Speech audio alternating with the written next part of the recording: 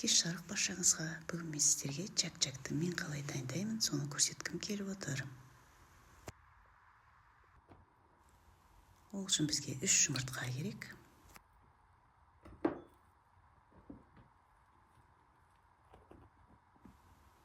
300 грамм ұн керек. Менде 2 стакан болды. Араластырамыз.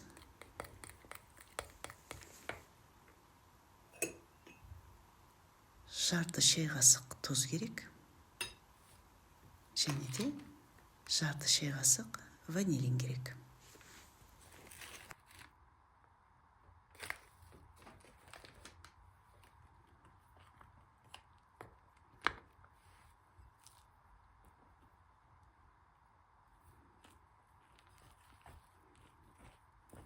Нанымызды қаттылау қылып жақсылап илеп аламыз.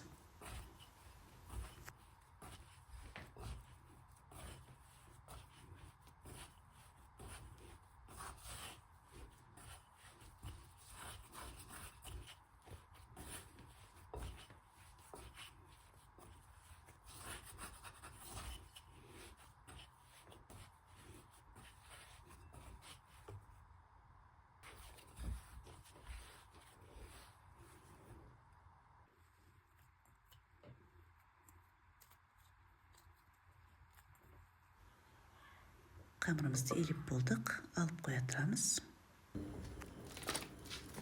Енді құрғақ сковородкаға күнжутымызды сарғыш болғанға дейін қуырып аламыз.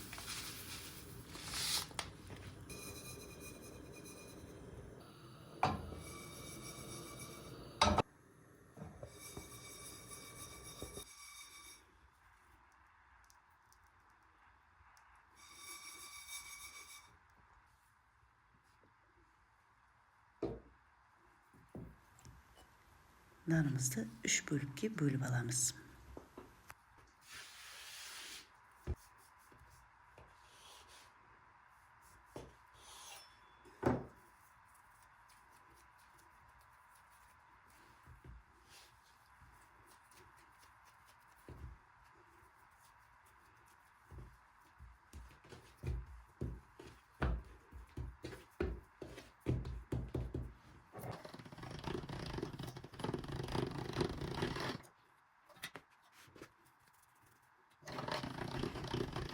Лапша-резкіден өткізіп аламыз. Лапша-резкі болмаса, наныңызды ұртаумен шайып, кәдімгідей өзіңіздің қалағаныңызша кесіп алсаңыз болады.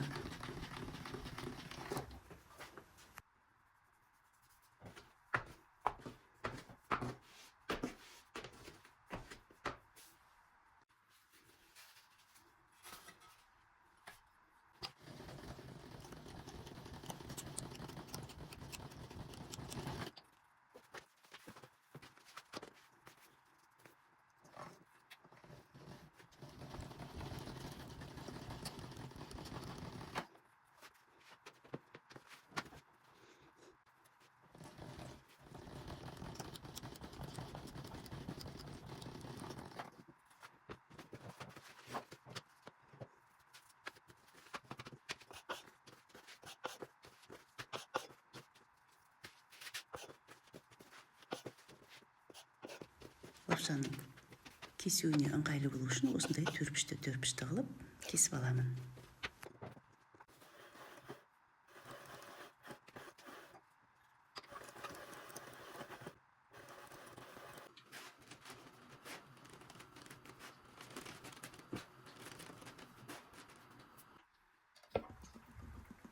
Майымызды құйып, қыздырып, азғантайдан қуырып ала береміз. Осылай.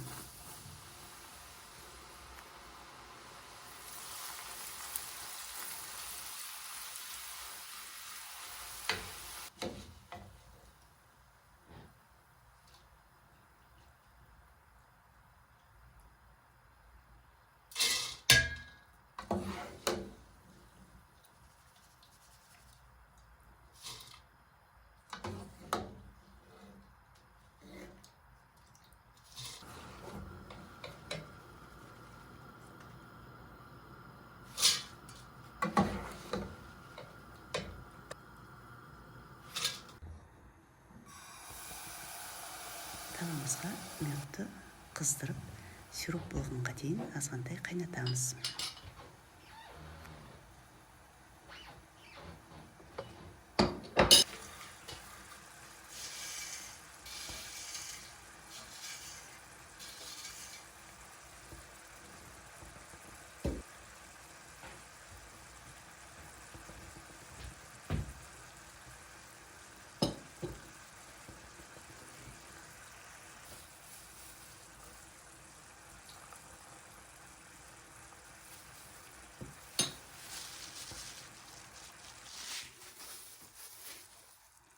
Қуырылған күнжутымызды қосамыз, және де ыссы балымызды қосып араластырамыз.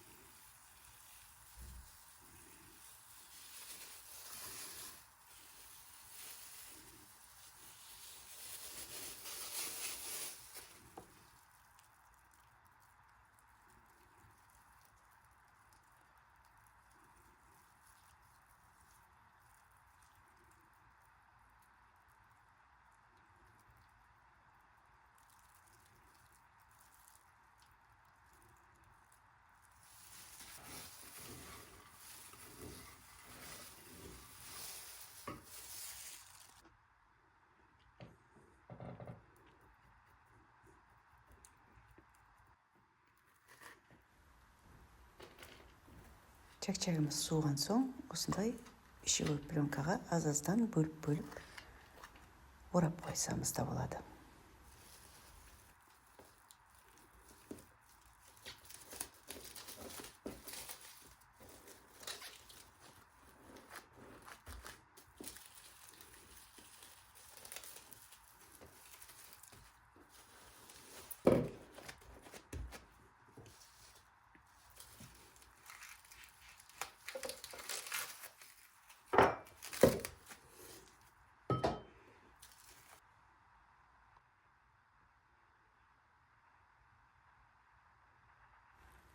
Осылай пищевой пленкаға ораған соң, холодильникке азғантай суытып қатырып аламыз. Осылайша менің рецепттерімді дайындасаңыздар, өте дәмді, шайға өте жақсы чак-чак болып шығады. Видеом ұнаса, лайк басып, комментарий жаза кетіңіздер. Менің каналыма тіркеле кетіңіздер. Ендігі видеода кездескенше қош сау болыңыздар.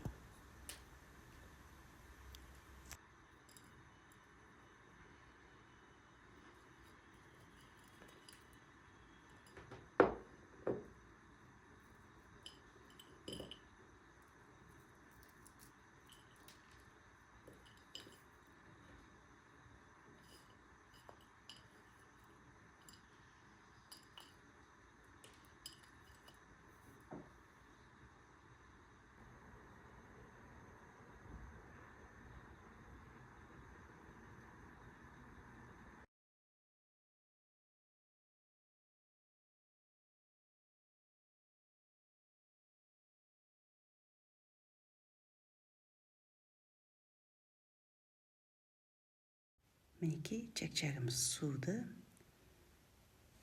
Видеом ұнаса, лайк басып, комментарий жаза кетіңіздер.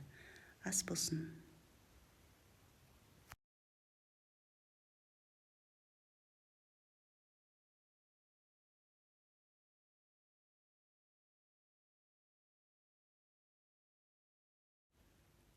Пищевой пленкаға осылай суығаннан кейін салып, холодильникке азғантай уақытқа мұздатып аламыз.